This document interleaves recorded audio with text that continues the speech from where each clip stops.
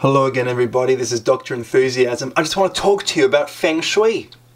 Now people say you have to Feng Shui your room, and guess what? I agree with them. But removing clutter is more important than Feng Shuiing your room. Now Feng Shuiing your room, it can help remove distractions, help in ways we don't understand to make us more efficient. Some people become obsessive about Feng Shuiing as a method of personal success.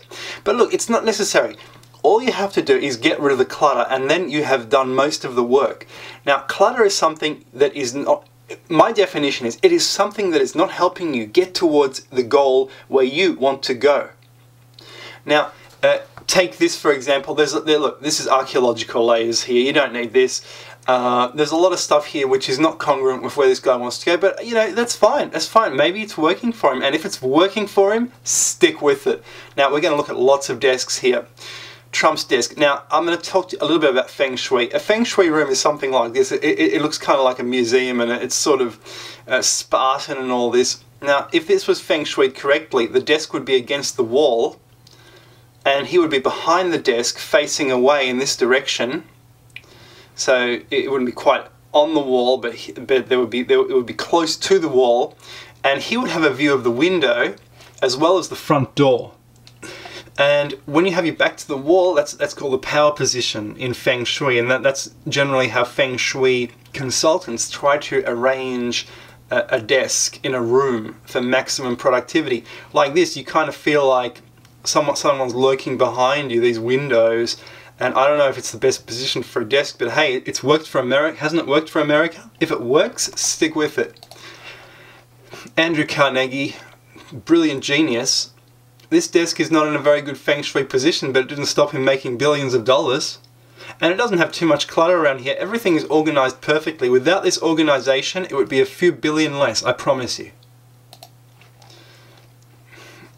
Do we recognize this man with the phonograph? This is Thomas Edison. And just look at his desk. It's full of papers. I'm sure he's got many more papers filed away. A real waste paper basket in those days, not one of the steel ones.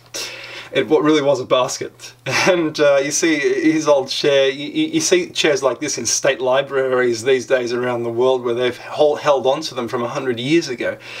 It's an excellent desk from the old days. Nice little organization, little things to do.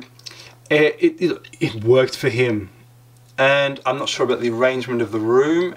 Let's look at some more photos. Again, another desk with Thomas Edison.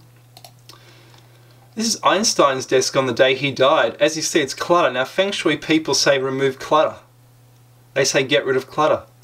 Or you can't concentrate, you can't do what you need to do. Now, he was marking papers, sure. I think when he was younger, he had more time to work on his theories. He wasn't marking papers, he was working as a clerk.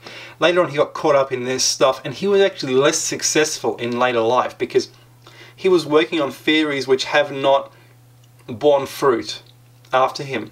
He did most of his stuff when he was young. This is when he was old, and it's cluttered. And a Feng Shui person would say, it's cluttered.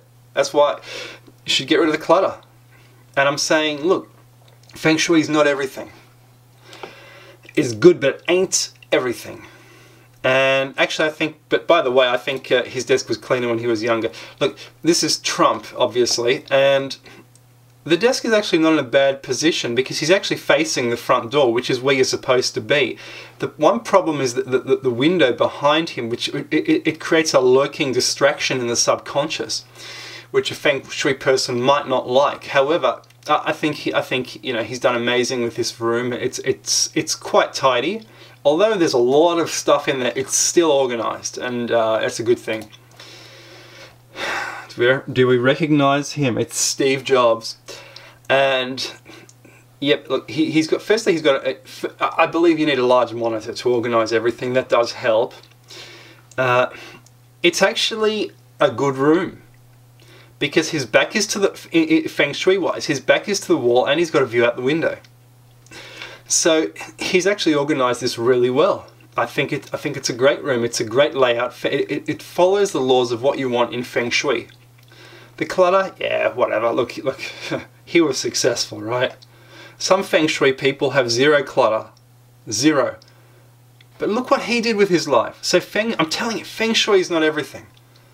Decluttering is essential, but only get rid of the clutter that you're not concentrating on, or that's going to occupy your attention and take you in another direction. Again, this is Steve Jobs. It's a great desk. Edison at another desk.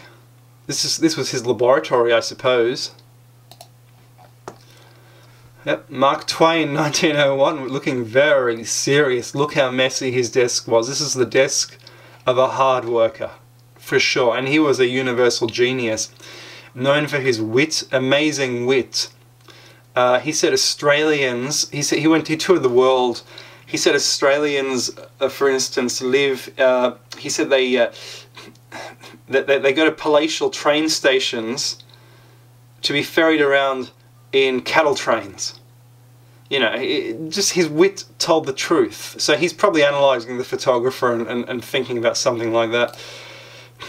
This man, David Icke, amazingly successful public speaker, becoming more and more famous. And look, his desk is in a corner. And I actually had a client, and I shifted the desk out of the corner so it's facing towards the window, so you, according to the laws of Feng Shui, so that you have, they would have more of a view, and they wouldn't feel blocked off subconsciously by looking into a corner. And I'm wondering, actually many of his philosophies are about humans being blocked off, which is I find rather interesting. I wonder if it's related, but look, it doesn't matter. The Feng Shui doesn't matter. He's an enormous success. There we go. Problem with this is, as I said, let's see his young, youthful desk. It was neat and tidy, at least from what I've seen, but no, not all the time, obviously. And back to the start. So I guess the thing to take away is do what works for you. If it's full of, if your desk is full of papers, it doesn't matter so long as they're about the subject where you want to go. Thank you.